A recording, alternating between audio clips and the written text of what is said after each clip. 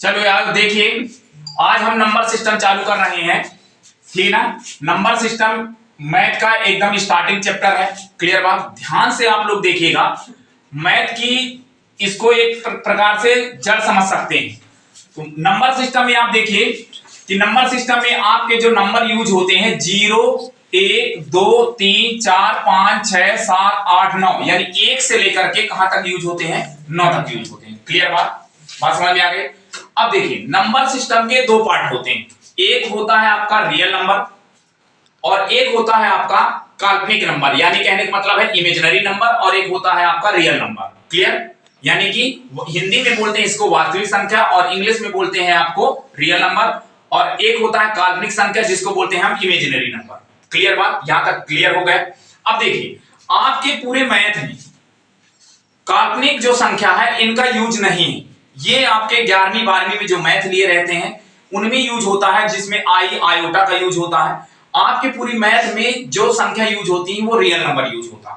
Clear बात, real number यानी वास्तविक संख्या। अब यहां से आपको ध्यान से देखना है, क्लियर बात, ध्यान से देखना है। तो रियल नंबर जो होता है वो रियल नंबर ऐसा नंबर होता है जो नंबर लाइन में रिप्रेजेंट किया जाता है, यानी कि नंबर लाइन में प्रेजेंट किया जाता है, उसी को हम क्या बोलते हैं, वास्तविक संख्या। जैसे 0 1 2 3 4 5 6 इस इनफाइनाइट तक ये मतलब कि पॉजिटिव रहते हैं, और 0 से इधर माइनस में रहते हैं, -1 -2 -3 -4, ये आपके क्या होते हैं, मतलब निगेटिव होते हैं, यानी कि ऋणात्मक। बात समझ में आ गई। अब आगे बढ़ते हैं, तो वास्तविक संख्या को हम कई पार्टों में डिवाइड करते हैं। वास्तविक संख्या को कई पार्टों में डिवाइड करते हैं, इन्हीं के ये पार्ट है। जैसे आपके ये हो गया पहले नंबर, दूसरा नंबर, तीसरा नंबर। तो पहले नंबर में देखिए परिमेय संख्या, पहले नंबर में क्या है, परिमेय संख्या और अपरिमेय संख्या। अब इसकी परिभाषा देखिएगा, परिमेय संख्या यानी कि रेशनल नंबर, परिमेय संख्या यानी कि रेशनल नंबर ऐसी संख्या जिसको हम p/q के रूप में लिख सकते हैं, लेकिन q does not equal to 0। Clear बात, जैसे 1/2, एक भी आपकी क्या है, आपकी परिमेय संख्या, क्योंकि एक को हम 1/1 लिख सकते हैं। 2 भी आपकी परिमेय संख्या है, 2/1 लिख सकते हैं, यानी कि जितने भी आपके नंबर हैं वो आपके क्या है, परिमेय संख्या। दूसरे नंबर पर आती है अपरिमेय संख्या। अपरिमेय संख्या मतलब कि आपका इरेशनल नंबर। इरेशनल नंबर का मतलब क्या होता है, ऐसी संख्या जिसको हम p/q के रूप में नहीं लिख सकते। क्लियर बात, जिसको हम p/q के रूप में नहीं लिख सकते, जैसे पाई, √3, √2। तो ये बात यहां तक क्लियर हो गई। हमने अभी क्या पढ़ा, हमने पढ़ा वास्तविक संख्या के अंतर्गत परिमेय संख्या और अपरिमेय संख्या। दूसरी चीज हम पढ़ते हैं दशमलव, ये किसका पार्ट है, ये भी परिमेय संख्या का पार्ट है। दशमलव पढ़ते हैं, दशमलव यानी डेसिमल, ये 3 प्रकार का होता है। एक हो गया आपका शांत दशमलव, एक होता है आपका शांत दशमलव, एक होता है आपका अशांत दशमलव, एक होता है आपका ना शांत ना अशांत। तो शांत दशमलव क्या कहलाता है आपका, टर्मिनेटिंग डेसिमल, मतलब जो टर्मिनेट हो जाए, टर्मिनेट मतलब रुक जाए।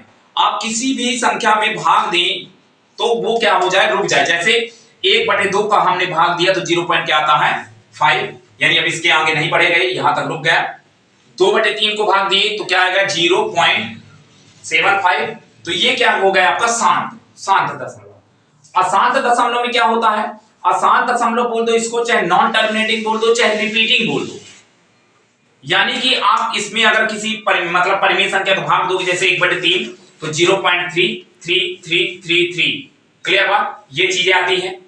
इसी तरह आगे देखो, ना शांत ना शांत, ना शांत ना शांत यानी नॉन रिपीटिंग डेसिमल, यानी कि ये ना रिपीटिंग होता है ना शांत होता है, जैसे 1 2 3 4 5 6 7 8 ऐसे। क्लियर बात, तो ये 2 पार्ट हो गए। अब तीसरे पार्ट में चलते हैं पूर्णांक, यानी कि इंटीजर।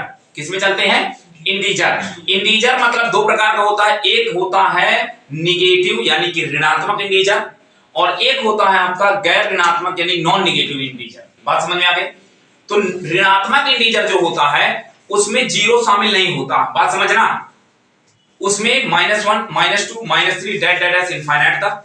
और जो गैर ऋणात्मक होता है उसमें आपका 0 शामिल होता है, 0 1 2 3 4 5 6 7 8 इस तरह इनफाइनाइट तक। तो इस तरह से अभी हमने इतना पढ़ा, एक बार फिर से मैं बता दे रहा हूं, आप पढ़ रहे हैं नंबर सिस्टम। नंबर सिस्टम में 0 से लेकर के 9 तक डिजिट यूज होती हैं, जिसको कई पार्टों में डिवाइड किया गया है। एक वास्तविक संख्या, दूसरा काल्पनिक संख्या। काल्पनिक संख्या आपके पेपर में नहीं है, आपके पेपर में वास्तविक संख्या है। ये वास्तविक संख्या अलग अलग प्रकार की संख्याओं से मिलकर बनी हुई है, जो मैं बता चुका हूं आपको। एक बार रिवीजन करवा देता हूं। परिमेय संख्या, अपरिमेय संख्या, दशमलव, दशमलव में 3 पार्ट आते हैं, शांत दशमलव, शांत दशमलव, न शांत, ना शांत। फिर आप पूर्णांक में पढ़ते हैं ऋणात्मक और गैर ऋणात्मक। क्लियर बात? यहां तक समझ में आ गई? यहां तक समझ में